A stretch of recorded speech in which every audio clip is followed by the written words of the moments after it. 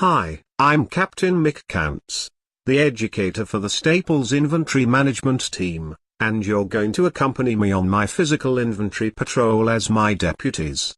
But before we can go out on patrol, let me brief you on today's mission.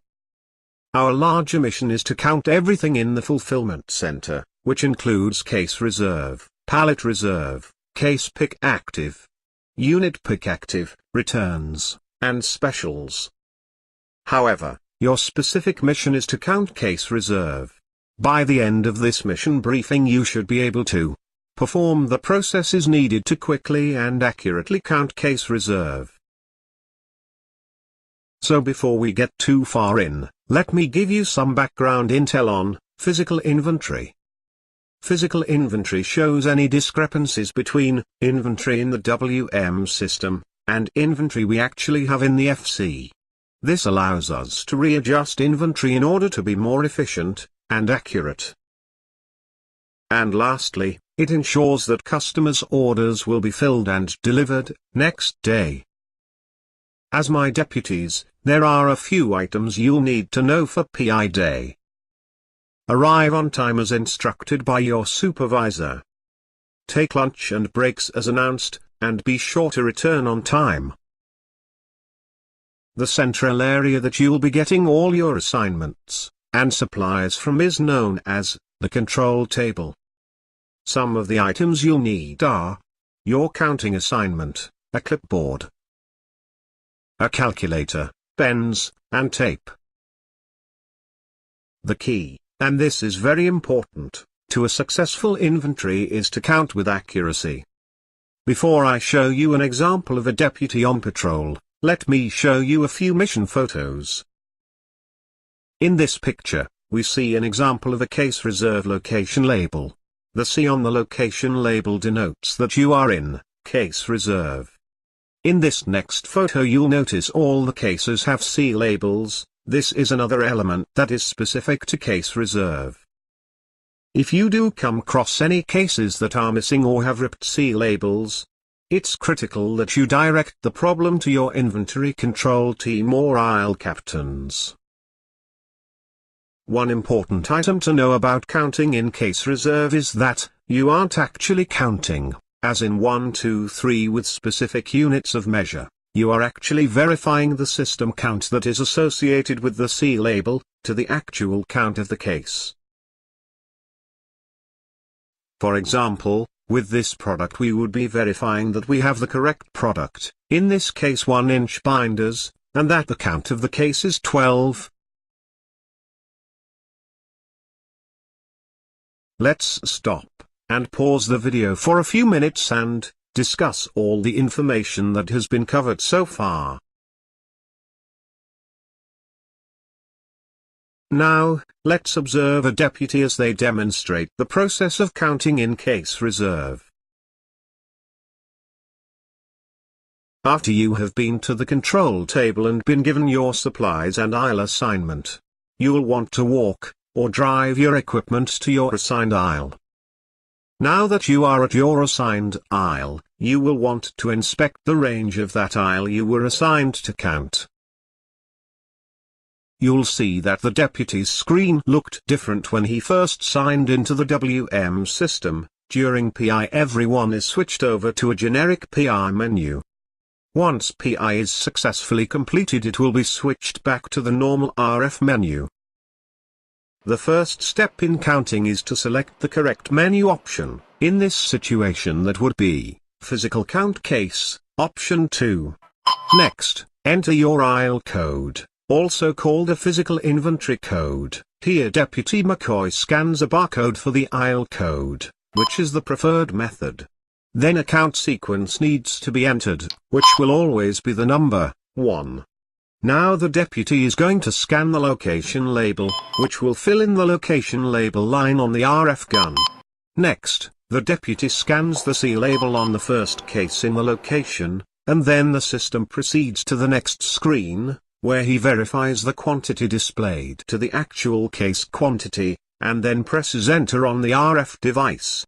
Every C label in a case reserve location needs to be counted, following the same process as the first case. Once all cases are counted, then you scan, or type C to confirm. The C to confirm tells the system that all the cases for that location have been counted. If you think you made a mistake and want to recount a location, follow the same steps. After you scan the location label, you'll get an error message, location already counted. Always be sure to use option T, then press enter and count the location as if it had never been counted in the past. Once the location is counted and confirmed, the deputy can move on and count his next location. So far we have covered the basics of how to count case reserve. Next, we'll review and see how to handle different process exceptions that may come up during the counting process.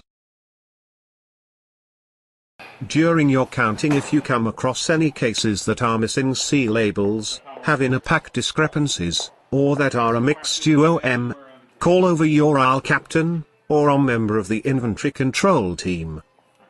If you come across any damaged cases during your counting, leave them in the location, and count them as normal. Every location in the building has to be counted, even the empty locations. To count an empty location, scan the location label, and then scan, or press C to confirm. It is very important that you scan, or type E to end, when you've completed your assigned area, or if you are going on break or taking your lunch. Now that we have covered both the basics and some of the exceptions you may come across, let's stop and answer any questions you may have, before we continue on to the review.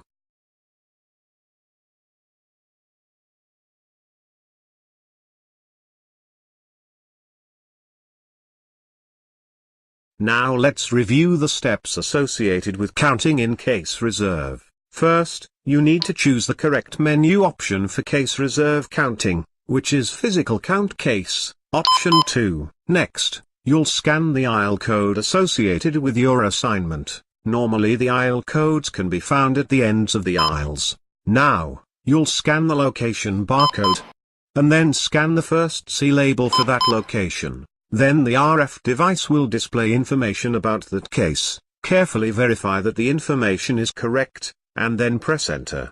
Then, continue this process for the rest of the cases in a location.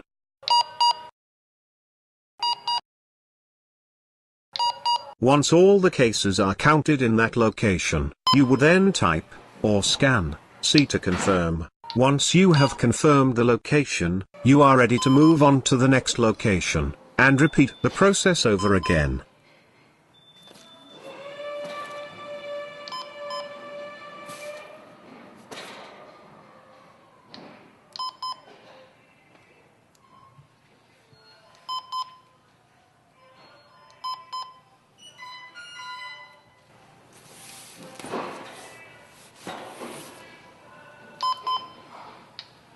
Remember, when counting, everything has to be counted, including empty locations. Do you remember how to count an empty location?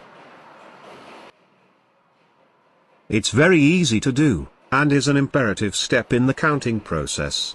All you do is scan the location label, and then enter C to confirm.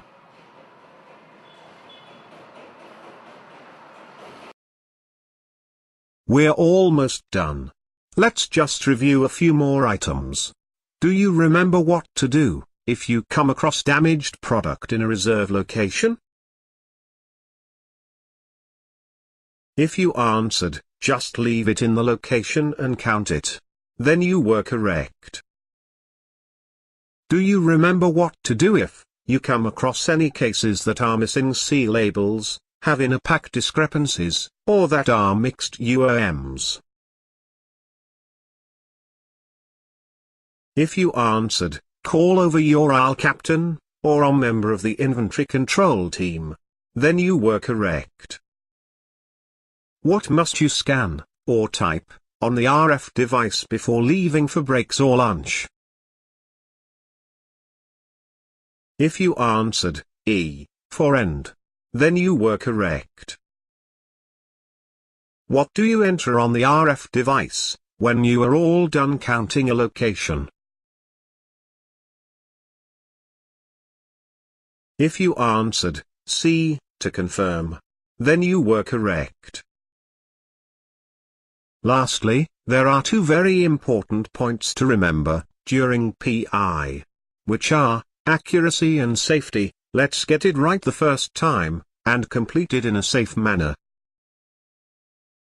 This concludes our mission briefing. You now have all the information needed to be honorary deputies. If you have any questions, ask the support who will be patrolling your area. Good luck, and be safe when you're out on patrol.